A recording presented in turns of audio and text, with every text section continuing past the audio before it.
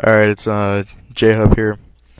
I'm here doing a deck profile for the GPC, the Grand Prix Championship that's being held on duelsgrounds.com. Check it out. Signups are over, but we have one like every time one's done, another one starts. That's it. I mean, they last around like 3 months or something like that, maybe more or less, something like that, give or take. But yeah, I won my round one match against Gravekeepers with this deck, and it's Frog Monarchs. So it's a really weird up and down matchup.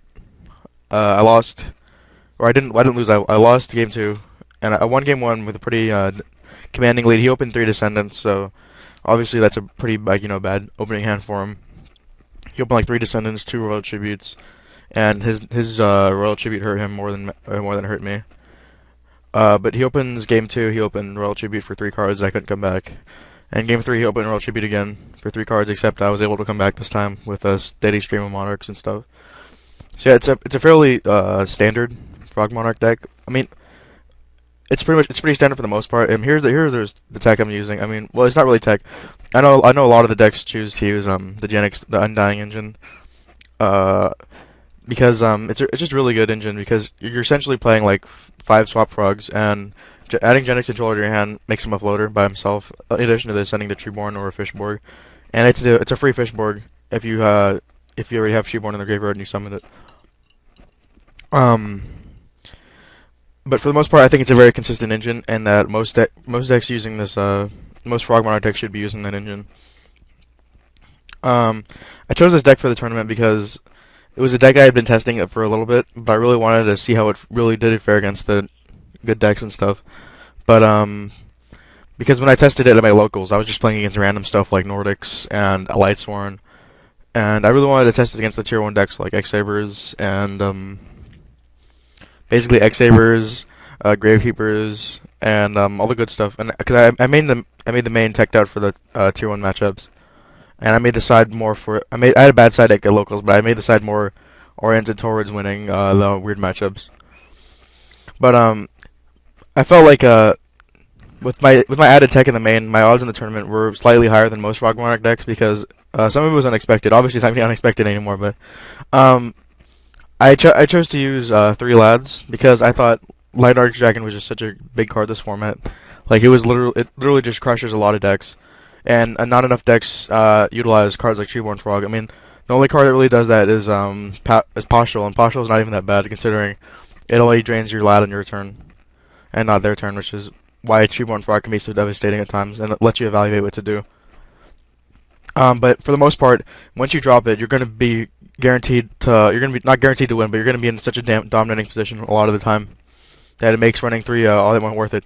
Plus, it's a light for my next card, which I use Chaos Sorcerer.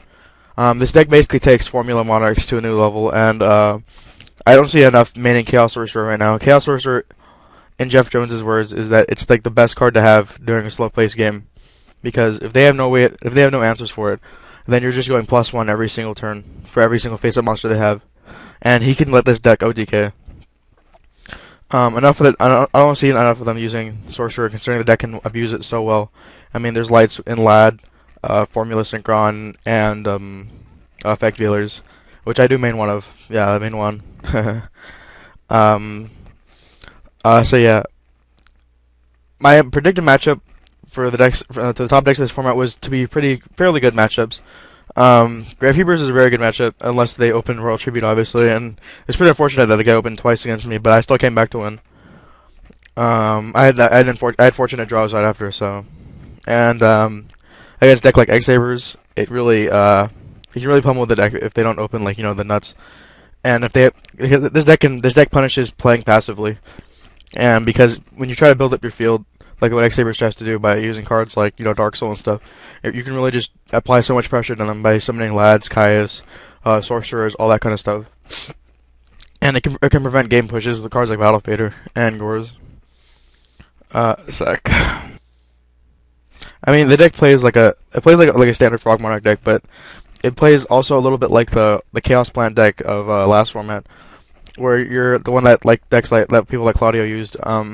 It plays a lot more like you're dropping so many guys, like you're using Formula Synchron to generate a lot of advantage, but then you're eventually just going to drop so many guys that they can't possibly win. I mean, you're dropping Caius after Caius, then Lads after Lad, and then Sorcerers are just icing, and then Sorcerers can get you at so many bad spots, and they can just get you into, they just put you in such a winning spot that most players won't be able to come back. And yeah, because this format became a lot more passive with the ban list, and with cards like Warning and Book of Moon going down, Chaos Sorcerer obviously going to 3, it gains a lot more value. And for some more insight into the deck, the extra deck is very important in this deck. I don't see enough people focusing on that. You need to use cards like Locomotion, Argenics, which can be pretty very like useful in your matches.